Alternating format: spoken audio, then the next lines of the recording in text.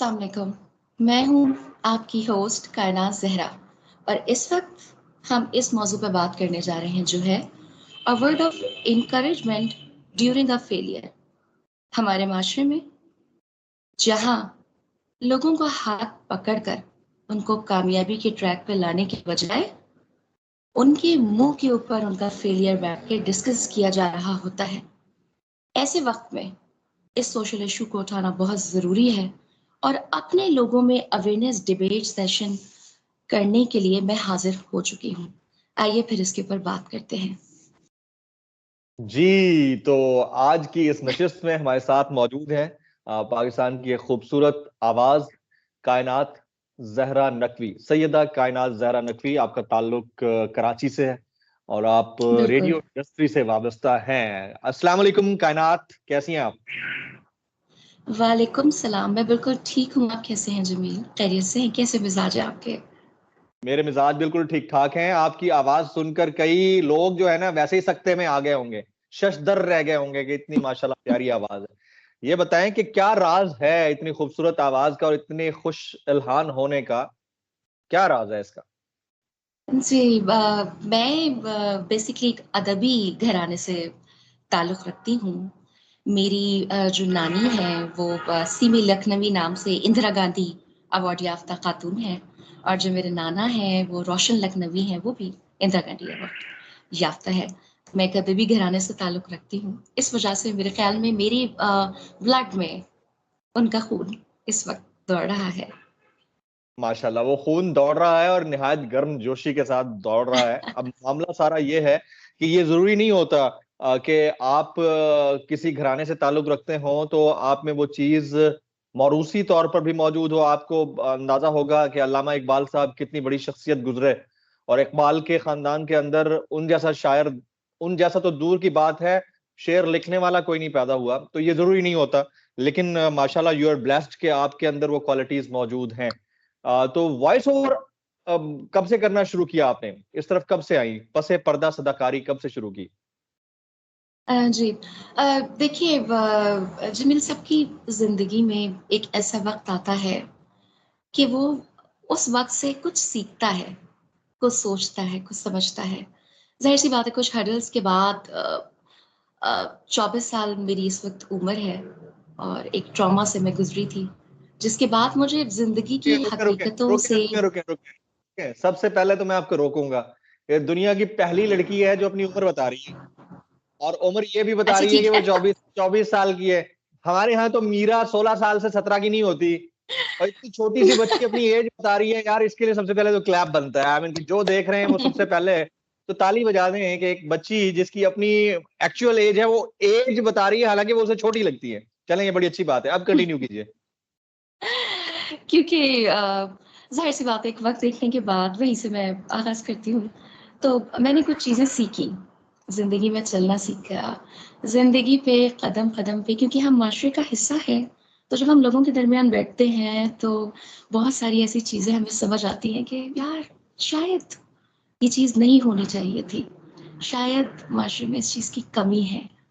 तो जब अब मैं इस उम्र में आई हूँ, तो फिर मैंने आगाज़ किया इन अवेयरनेस डिबेट सेशन का कि मैं लेकर आऊँ और लोगों के अंदर लोगों को एजुकेट करूँ, लोगों को अवेयर करूँ। क्योंकि देखिए हम बेसिकली कंपैरिज़न जो है वो करते रहते हैं वेस्टर्न कंट्रीज़ से कि जी वो हमसे बेहतर है, वो हमसे बेहतर है। तो मैंने इसके ऊपर भी गौर किया, फिर मुझे समझ में आया वेस्टर्न कंट्रीज़ आपसे बेहतर इसलिए भी हैं जनाब, बेशक हमारा इस्लाम, हमारा मज़हब इस्लाम, हम पाकिस्तानी किसी से कम नहीं और मज़हब इस्लाम की बुनियाद सबसे ऊपर है। लेकिन वेस्टर्न कंट्रीज़ वाले लोग इस वक़्त आगे इसलिए भी बढ़ चुके हैं, क्योंकि वो अपने सामने वाले शख्स को बज़ाहिर इंसान समझ के ज़िंदगी गुज़ार रहे हैं। उन्हें कोई मतलब नहीं है कि उनके सामने वाली औरत है, मर्द है, ट्रांसजेंडर है, किस सेक्स से ताल्लुक़ रखता है, क्या नस्ल है। बस उनको उनका जो बोलबाला है वो इंसानियत का बोलबाला है। इस वजह से वो आगे निकल चुके हैं और अगर हम इंसानियत वाले एलिमेंट को अपनी ज़िंदगियों में लेकर आ जाए, हमें ये पता हो जाए कि कितना ज़रूरी है इंसानियत को ऊपर लेके आना, तो मुझे लगता है कि पाकिस्तान से कामयाब मुल्क और हमारा माशरा एशियन कंट्री से कोई बेहतर हो ही नहीं सकता फिर। अच्छा कायनात, इसके ऊपर तो मैं आपसे थोड़ा आगे चल के बात करता हूँ, लेकिन अभी मैं चाहूंगा कि आप हमारे देखने वाले और सुनने वाले जितने भी हैं उनको अपनी प्यारी सी आवाज में कोई अच्छी सी नज्म, या जितना अच्छा आप रेडियो पे पढ़ती हैं, कोई गजल अगर आपके ज़हन में है तो वो पढ़ दें। ठीक है, बिल्कुल। मैं यहाँ पर अपनी नानी की आपको शायरी सुनाने जा रही हूँ। खासकर ये दौर हाजिर के लोगों के हवाले से है। जनाब, सवाल चेहरे, जवाब वो चेहरे, खामोश महवे किताब वो चेहरे।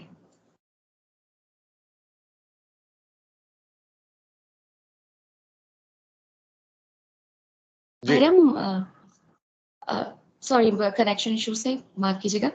सवाल चेहरे, जवाब वो चेहरे, खामोश महवे किताब वो चेहरे, भरम खुला है कयादतों का, हुए हैं कुछ बेनकाब चेहरे। वाह।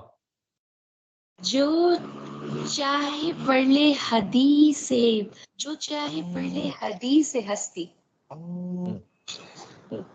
खुले हैं कुछ बेनकाब चेहरे। कभी है शोला, कभी है शबनम, कभी है शोला, कभी है शबनम, कभी है मिसले गुलाब चेहरे। वाह वाह वाह। वफा का महफिल में जिक्र आया, वफा का महफिल में जिक्र आया, उतर गए बेनकाब चेहरे, उतर वाह गए वाह, बेनकाब क्या बात है। चेहरे। मताए कल्बो नजर है सीमी, मताए कल्बो नजर है सीमी, किए थे जो इंतखाब चेहरे, किए थे जो अब इंतखाब चेहरे। जबरदस्त जबरदस्त, बहुत खूब बहुत खूब। अच्छा, अब थोड़ा सा आप इस तरफ आते हैं कि आजकल के दौर में ऐसा लगता है कि रिलीजन आउटडेटेड फैशन हो गया है। मतलब लोग अगर ये कहते हैं कि मैं मेरा कोई अकीदा है, या मैं कोई believer हूँ, या मैं यकीन रखता हूँ, तो उसको हम्म, आजकल की जनरेशन जो है वो आउटडेटेड समझती है। आपको लगता है कि ये वाली जो इंटेंसिटी है, ये वक्त के साथ साथ बढ़ रही है और बड़ी गलत तरीके से बढ़ रही है पाकिस्तान जैसे मुल्क में? कायनात। जी। देखिए, जमील, मैं आपसे ये बात ज़रूर, आपने बहुत ही अच्छा सवाल किया है। देखिए, ये जो हमारी नौजवान नस्ल है, मसला ये है कि हमें सिखाया नहीं गया, हमें बताया नहीं गया। अगर यही माएँ, क्योंकि ये जो ज़हन है, नौजवानों के जो ज़हन है, उन्हें जो चीज़ अच्छी लगती है, जिसमें उन्हें फ़ायदा नज़र आता है, वो उस तरफ चले जाते हैं। तो हमें भी फिर ऐसी सूरत-ए-हाल में गेन करना चाहिए, ऐसी सूरत-ए-हाल में उन्हीं की तरह, उन्हीं के रंग में खुद चलना चाहिए। तो हमें चाहिए कि हमारी माँओं को कुरान शरीफ की ऐसी आयतें, जो कि हमारे हक़ में हमें फ़ेवर कर रही हैं। अगर आपको कोई आजकल आपको पता है डिप्रेशन, एंग्ज़ायटी, और लोग मौसीकी सुनते हैं, वो भी क्योंकि वो सुनते हैं और उनका वो मानना है, तो let's just not discuss about that. हम बात करते हैं यहाँ पर, हमें सूरह रहमान बतानी चाहिए कि भई अगर आप डिप्रेशन में, आप सूरह रहमान लगाओ, देखना तुम्हारा डिप्रेशन खत्म हो जाएगा। आप अपने बच्चों को बताइए कि जनाब, अगर तुम्हारा इंटरव्यू में तुम कामयाबी चाहते हो, ऐसा करो, तमाम तैयारी करने के बाद सूरतुल फतह पढ़ के घर से निकलो। फिर देखो क्या ख़बर तुम्हें उसके अंदर शानदार फतह नसीब हो। लोगों को परेशानी होती है जादू टोने की, लोगों को परेशानी डिफरेंट, हमें नज़रें बद लग गई है, आपने उन्हें कुल बताने हैं, शादियाँ नहीं हो रही होती, माँओं को ये बताना होता है कि जी आप उसके लिए जो है सूरह यासीन पढ़िए अपनी हिफ़ाज़त के लिए।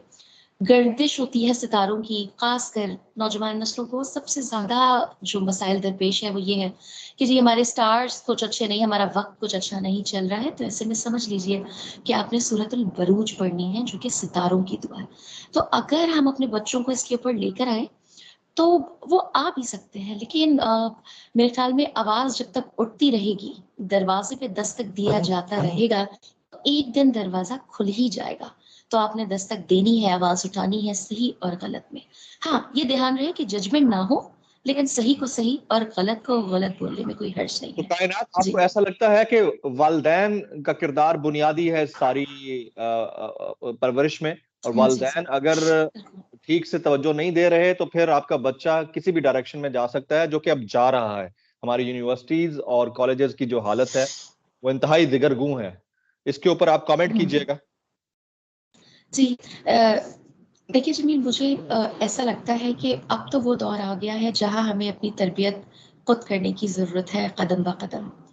हमें अपना दामन बचाकर चलने की ज़रूरत है।